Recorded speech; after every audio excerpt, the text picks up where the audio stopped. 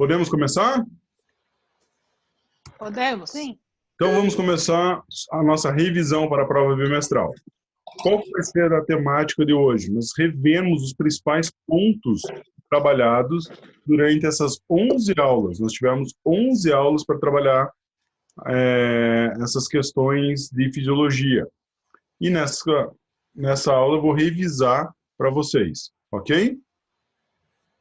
Ok. Fechou. Ok. Beleza. Então vamos começar por onde? Pela célula.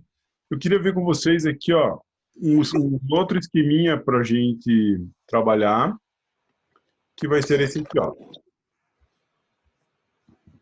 Estão vendo? O que vocês estão vendo agora? Nesta aula, Célula professor. viva? Célula viva. É isso aí. Então, o que eu vou trabalhar com vocês é começar a incluir coisas aqui da célula viva. Então, para uma célula ficar viva, o que ela precisa? Reações. Opa! Químicas. Essas reações dão origem ao metabolismo e estrutura. Ok? Ok. Vamos ver a questão da introdução. Eu frisei com vocês a questão da filosofia dentro da fisiologia, porque é uma questão muito importante vocês pensarem em fisiologia. Tanto que agora no Covid o pessoal está se batendo porque eles falavam assim, olha, nós não conseguimos entender qual que é o processo fisiopatológico do vírus. Então eles demoraram a conseguir descobrir quais eram os tipos de lesão e o que comprometia tanto a capacidade respiratória dos pacientes. Beleza? Então, vocês estão vendo duas telas ou não? Estou vendo uma. Só Uma? uma da célula viva. Então tá. Só uma? Tá colocando a outra embaixo ali da Agora introdução. estou colocando essa aqui, né? Isso. Beleza, então a gente vai trabalhar dessa forma aqui. Ó, fisiologia humana, características de mecanismos específicos. Deixa eu encolher mais isso aqui. Já. O pai vai ter que estudar aqui agora. Na fisiologia, tentamos explicar as características e mecanismos específicos do corpo humano. Por que a fome nos faz procurar alimento? Por que o medo faz buscar refúgio? As sensações. É essa filosofia que começa tudo aqui numa célula viva. E o que nós temos que entender? A unidade da célula. Como que essa unidade viva se comporta? Como que ela consegue responder a esses estímulos, ok? E ter reações químicas e metabolismo. Metabolismo depende de reações químicas? Sim. Estrutura depende de metabolismo? Sim. E daí quando eu tenho o meu metabolismo, o que eu preciso do meu metabolismo? Eu preciso de energia. E essa energia eu tenho de duas formas. Eu tenho a primeira forma, que é através do catabolismo,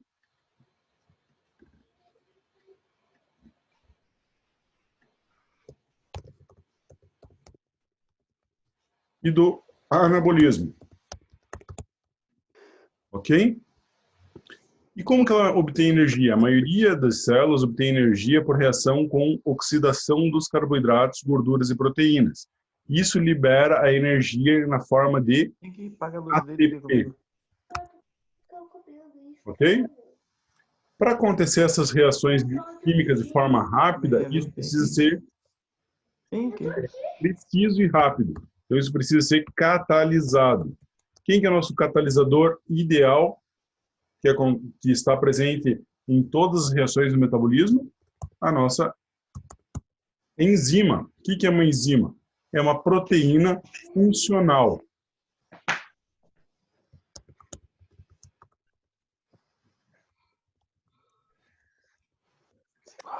E a estrutura? O que é a estrutura? São proteínas. Uhum. Nossa. Professor de verdade? Uhum. Ele tá me vendo? Não. Mas eu estou escutando. Ele tá me ouvindo?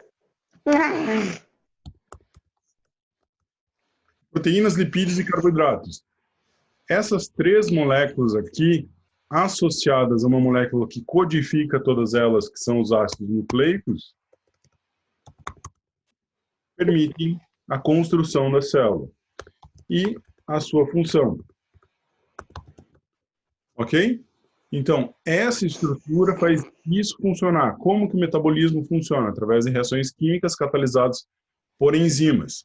Isso aqui é muito importante nós sabermos, porque a gente pode pegar uma célula dessa e essa célula ela exigir algumas condições de trabalho para que faça um processo de anabolismo ou catabolismo. Lembrando que catabolismo é o quê? Massa em energia.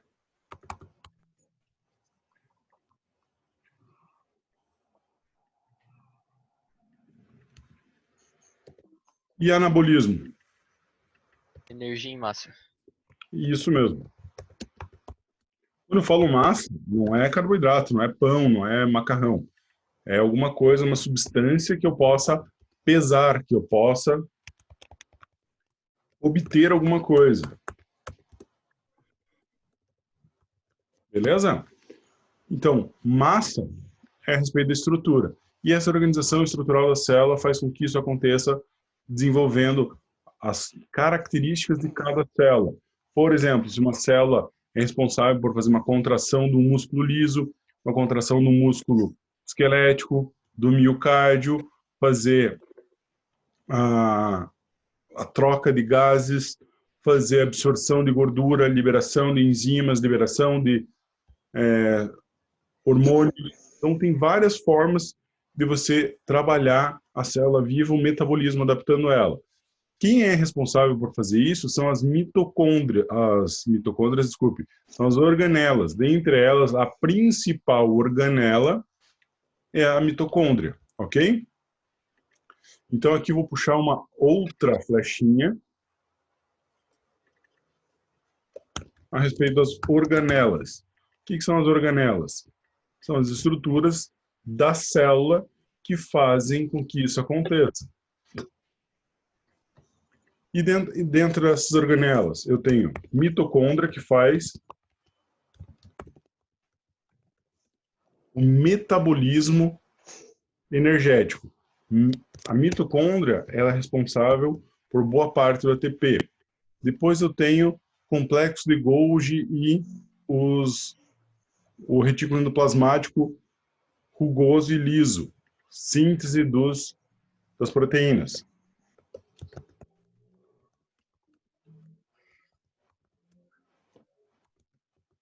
Retículo endoplasmático, síntese proteica.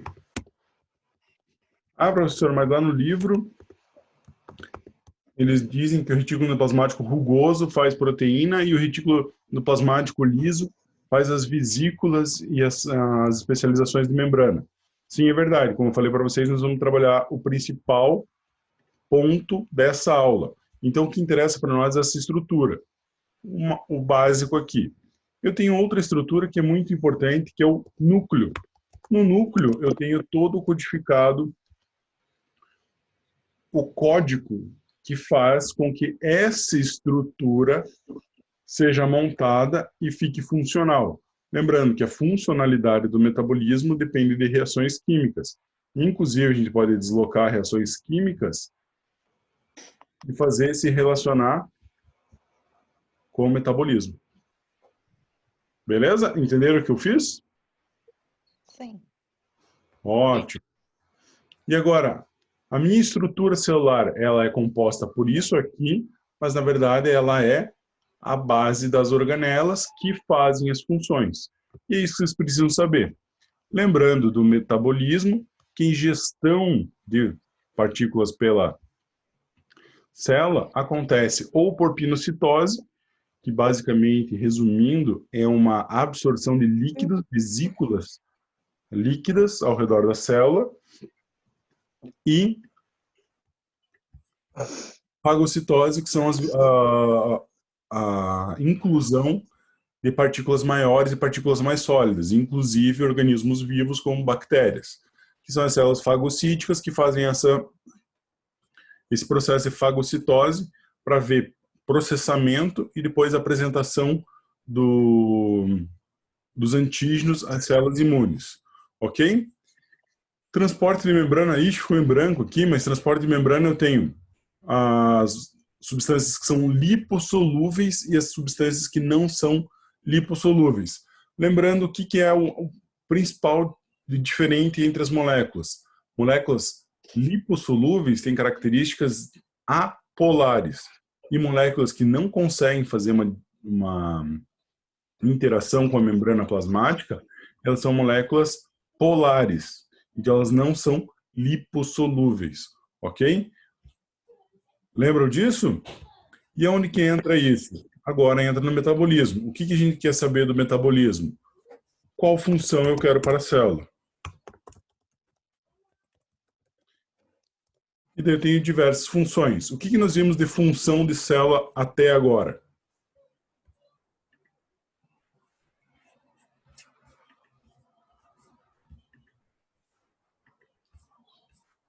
Basicamente viu o impulso nervoso e a contração muscular.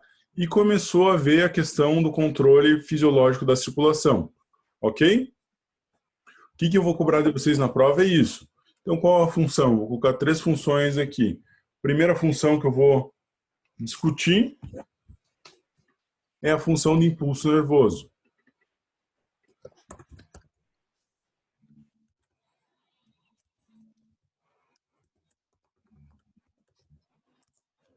Segunda questão, contração do músculo.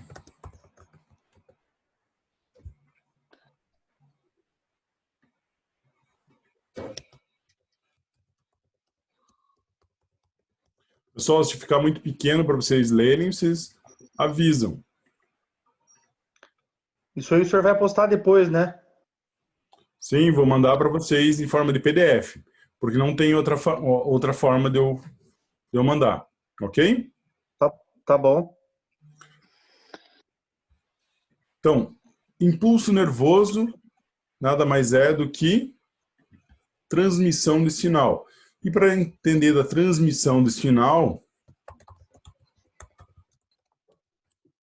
eu preciso entender como funciona uma estrutura que é uma organela muito importante da célula, que é a membrana plasmática. Professor, desculpa atrapalhar ali, mas o João, ele tava ali no grupo ali, sobre o senhor liberar ele para entrar. Olha, não tá vendo aqui, ó, não tá pedindo.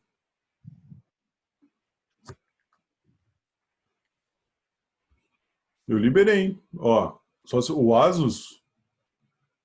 Será que é ele?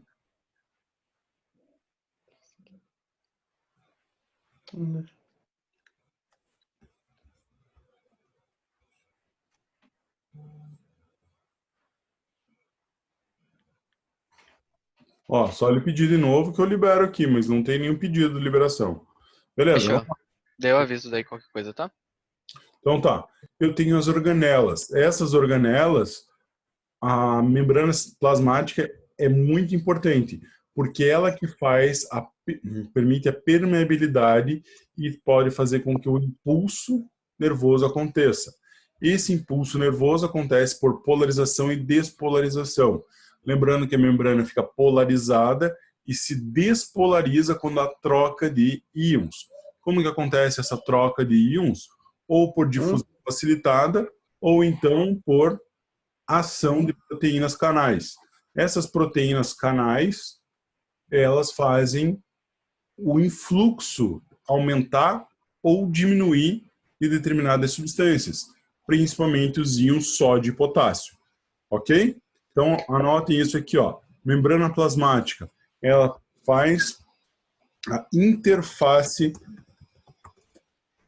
intra-extracelular.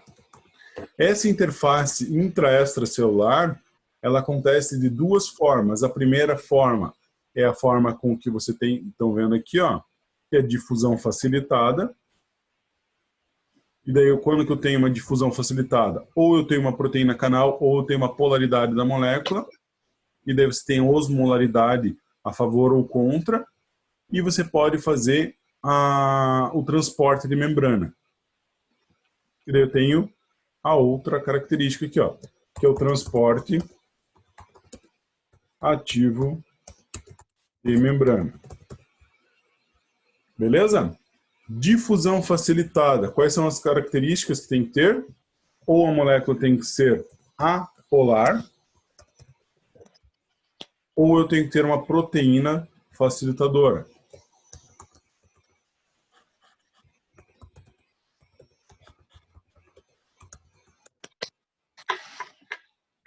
Beleza? Essas proteínas facilitadoras permitem com que você tenha lá uma molécula sendo transportada para o interior ou exterior da célula. E o transporte ativo de membrana gasta ATP para fazer a mesma coisa, para incluir,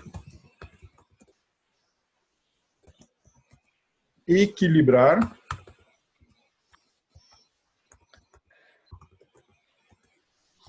ou recuperar substâncias.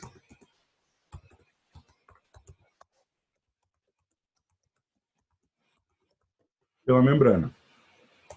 Fechou? Dessa forma, eu consigo criar aqueles meus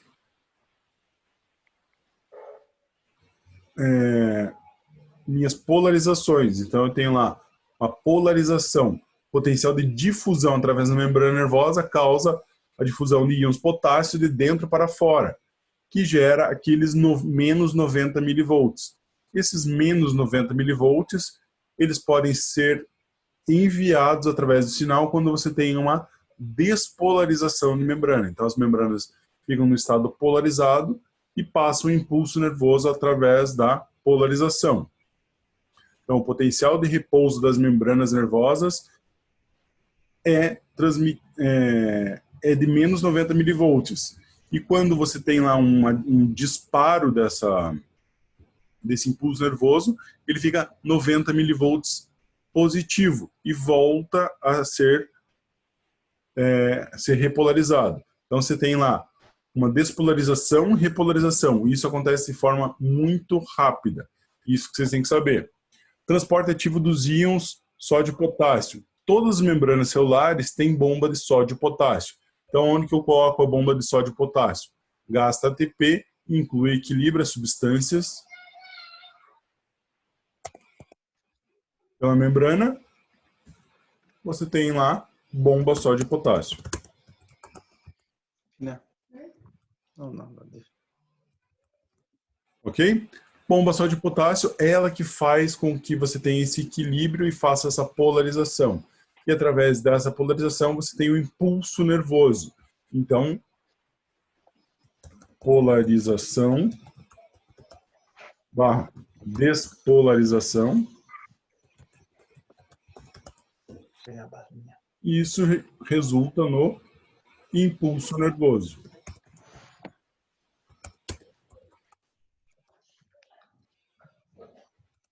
O impulso nervoso ele consegue estimular outros tecidos, principalmente o tecido muscular. Então, o estágio de repouso, a membrana está polarizada, depois que ela passa por estágio de despolarização, onde a membrana fica subitamente permeável aos íons sódio, permitindo que o íon sódio carregado de carga positiva se difunda pelo interior do axônio, fazendo a despolarização. E depois tem o estágio de repolarização. Tenho 3 estágios, esses são os mecanismos, ok? Isso permite que eu faça um estímulo específico de tecidos específicos, que são os músculos. Tem alguns músculos que trabalham por si só, como o músculo cardíaco. Eles podem ter fibras autoexcitáveis.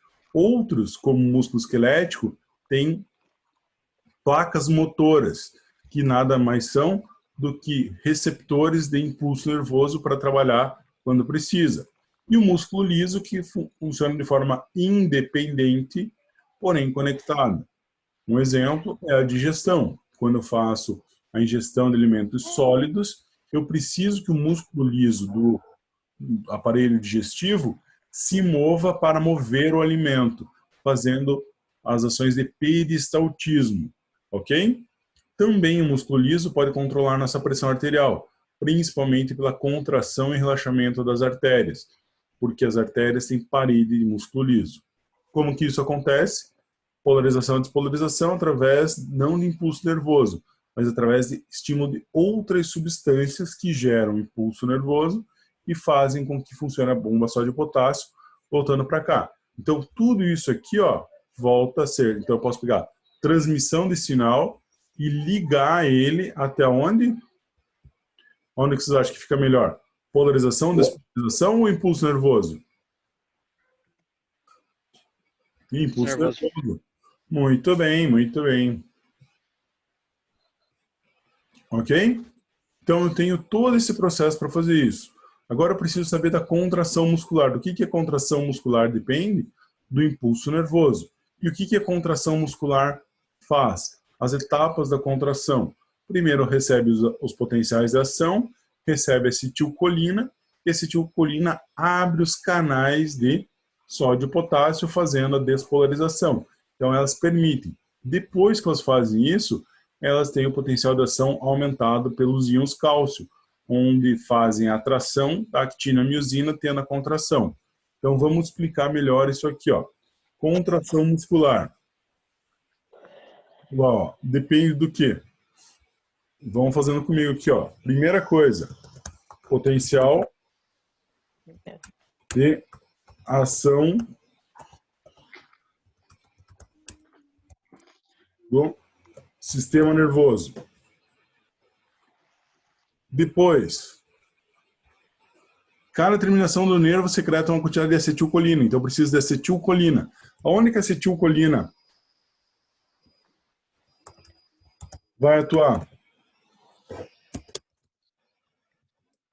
Na placa motora. Depois da placa motora, o que vai acontecer? A abertura regulada da acetilcolina permite a difusão de íon sódio. Então, daí eu tenho o meu sódio mais. Ok?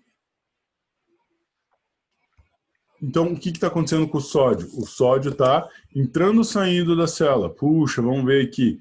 Eu não sei, ó. A abertura dos canais regulados da acetilcolina permite a difusão de quantidade de sódio para o lado interno. Então, sódio entra na célula. Qual célula? Na célula muscular. Entrou, causou o quê? Isso causa despolarização. Isso aqui, então, é igual a despolarização. Sendo despolarizada, ela faz com que a fibra muscular receba todo esse potencial de ação que abre lá o retículo sarcoplasmático. Então, qual que é a próxima etapa? Ativação do retículo sarcoplasmático. O que o retículo sarcoplasmático vai fazer? Vai aumentar o influxo de cálcio nas células. Ó, e os cálcio ativam as forças atrativas de filamento. Então, o retículo endoplasmático libera o cálcio. E o cálcio faz o quê? Atrai actina e miosina.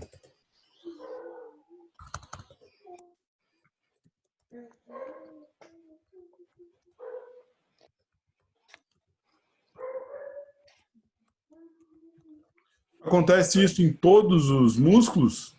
Sim, mas tem um músculo diferente aqui. Se eu pegar uma contração muscular do músculo miocárdio, isso acontece como? Eu não sigo só esse processo. Eu tenho mais um processo. E do músculo liso? O que muda do músculo liso? Vamos ver o que muda do músculo liso primeiro? Então, ó, Contém filamentos de actina e miosina com características químicas da troponina. A organização física é a mesma, as diferenças de complemento e excitação são as mesmas. O controle do processo contrátil acontece pelos íons cálcio.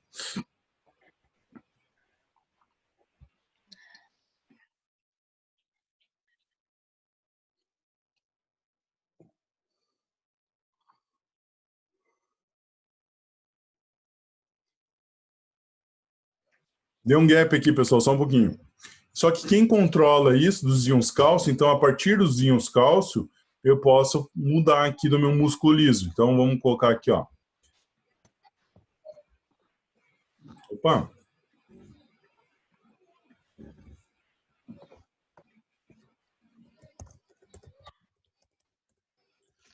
Liso, daí o músculo liso, ele corre a... Opa, músculo liso, não fuja.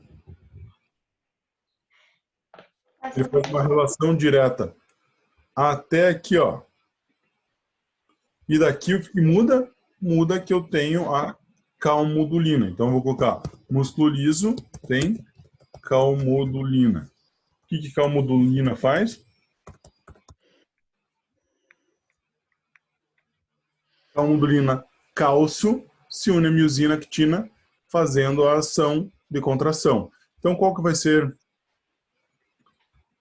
a ação aqui, ó, final? Tudo isso vai dar contração.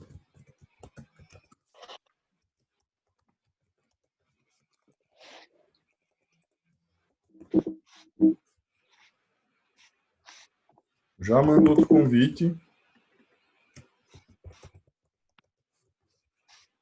Beleza? O que muda do tecido cardíaco?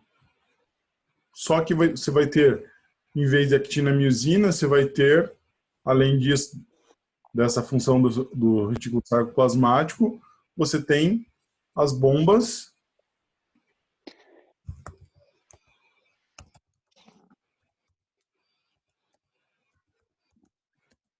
miocárdio. Você tem lá sódio cálcio. Lembram disso?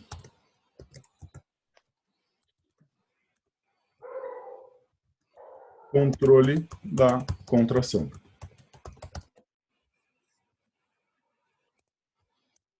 Fechou, pessoal? E agora a gente começa a ver a questão do ciclo cardíaco. Essa parte aqui é mais bagunçada porque nós precisamos entender como que uma ação simples, um simples mudar de posição do íon de dentro para fora das células faz com que eu tenha uma transmissão de sinal e essa transmissão de sinal possa ser traduzida em contração muscular. Porque a calmodulina vai fazer o quê? Vai fazer a mesma coisa. E a contração do miocárdio também vai ser o quê? Contração muscular.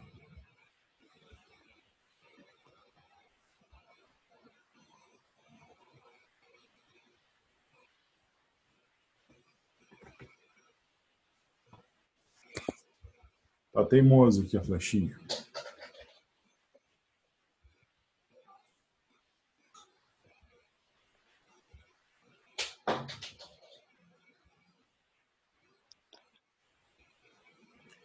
Ok? O que mais que vai cair na prova? Origem da contração do miocárdio. Então, coloquei lá, ó, abertura rápida dos canais de sódio e depois tem os canais lentos de cálcio, que são os canais cálcio-sódio. Na hora de falar que eu estava tão preocupado com o que estava acontecendo que eu acabei invertendo. Então, os canais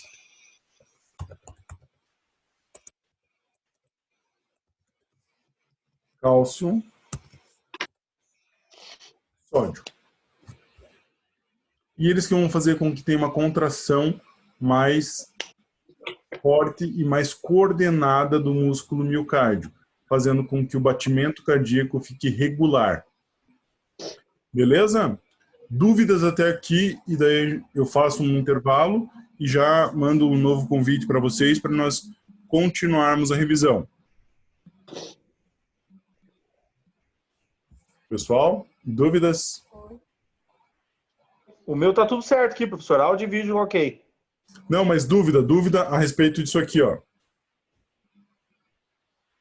É bem profundo, na verdade, demanda mais flexão aí, né? Eu não tenho dúvida agora, tem que ler, tem que estudar. Beleza, eu vou deixar vocês estudarem, daí na próxima quarta-feira, vocês vão ter lá para fazer a prova, claro que vocês vão dar uma olhada na prova, eu vou tirar dúvidas apenas pelo celular, ok? Ok. Tá bom? Ok. Porque Acho que, Oi? acho que dessa parte aí, como é, tipo, tudo interligado, só, por exemplo, ali que tem os músculos lisos ou do miocárdio que tem algumas coisas a mais, o resto, se você pegar pelo menos uma parte, você consegue entender. Já que é meio que interligado tudo, né? Se você começar a seguir aqui, por isso que eu gostei de fazer o mapa conceitual, porque daí você vai seguindo qual que são as funções, ok? Ok. Beleza? Professor, Oi, sim, pode falar. professor, tem como deixar esse videozinho disponível para nós assistir mais vezes? Claro, com certeza, eu estou gravando ele justamente por isso. Ah, Beleza? Daí, pessoal, o que eu acho que era de difícil era isso, que basicamente o que eu vou cobrar na prova é a contração do miocárdio e o ritmo do miocárdio, então vocês vão ter que saber lá como que funciona o miocárdio, que ele faz lá despolarização sinoatrial, sinusal, contrai primeiro os átrios, então despolariza os átrios, depois despolariza os ventrículos e repolariza o ventrículo, ok? Então é isso que vocês têm que saber aqui da fisiologia cardíaca. E também tem que saber o ciclo cardíaco. Ciclo cardíaco eu não coloquei aqui nos slides, mas basicamente entra por veia, sai por artéria. Entra no átrio direito, passa para o ventrículo direito sai para o pulmão, volta pelo átrio esquerdo, vai para o ventrículo esquerdo e sai para todo o corpo, fazendo a oxigenação, levando nutrientes para as outras células, ok? E daí, nisso... Grande circulação, né? Oi? É a grande circulação. Grande circulação, você tem a pequena e a grande circulação. E quais são as funções da circulação? Suprir necessidades de tecidos, transporte de nutrientes, eliminar produtos do metabolismo, que são através dos rins, e levar hormônios pelo corpo. E isso mantém o ambiente em homeostase. Então, um ambiente ideal para as células se manterem vivas e haverem a transmissão de sinal. Só uma curiosidade, por exemplo, quando alguém faz algum ferimento grave ou tem algum trauma grave, que eu possa comprometer o equilíbrio intraextracelular, eu tenho desequilíbrio de sódio e potássio. Tendo desequilíbrio de sódio e potássio, a bomba de sódio e potássio não funciona a polarização e despolarização. Eu não consigo ter impulso nervoso. Sem impulso nervoso, eu não consigo controlar a contração muscular. O miocárdio se mantém sozinho, ele se mantém autoexcitável. Já algumas células do músculo liso podem parar e o potencial de ação dos músculos triados esqueléticos, já vou colocar aqui, eles ficam comprometidos. Então, só para não confundir vocês, eu vou colocar aqui, ó.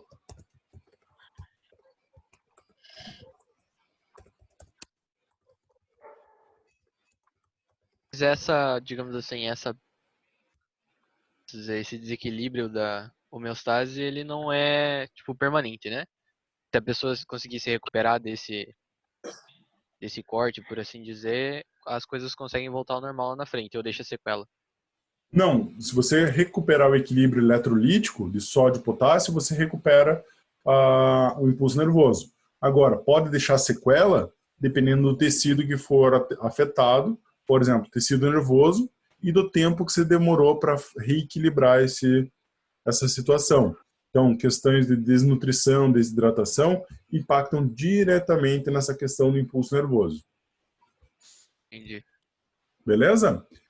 Show. E para revisão, assim, tipo, antes da prova, como você estava dizendo ali, a boa parte do que ia cair, então acho que um bom rumo para a gente seguir seria mais nas questões mesmo que você passou das semanas, né? Tipo Isso. assim, querendo ou não, para responder as questões, você tem que dar uma estudadinha. Certo, você tem que estudar porque a questão ela vai sempre ter aquela dualidade, vai ter sempre você vai ficar entre duas alternativas. Ah, será que a A ou a B, ou a A e a E, a A e a D? Porque eu coloco um distrator. Esse distrator, ele é uma resposta certa, só que ela não está trabalhando o conceito que foi pedido no enunciado. Então, vocês têm que entender o enunciado para poder fazer com que a resposta se encaixe naquela situação. Ok? Tchau. Beleza. Ô, Pessoal, professor, não põe aquelas perguntas muito difíceis de interpretar lá com conceitos muito técnicos, que é difícil, hein? não, os conceitos estão aqui, ó. Beleza? Daí, ó, o que vai acontecer? Eu vou pegar o miocárdio, então só vou mostrar para vocês o que vai acontecer. A gente vai trabalhar o miocárdio, vai fazer a contração, que nós chamamos a contração do miocárdio de Sístole. batimentos. Tenho duas características, até aqui eu posso colocar, ó, boa ideia. Vou colocar sístole. E também tenho a diástole. Diástole.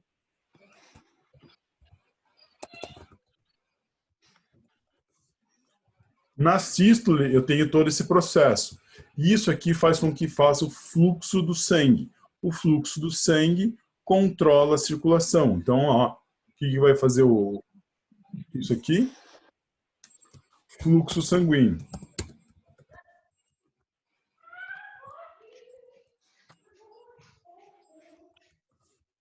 Fluxo sanguíneo é igual a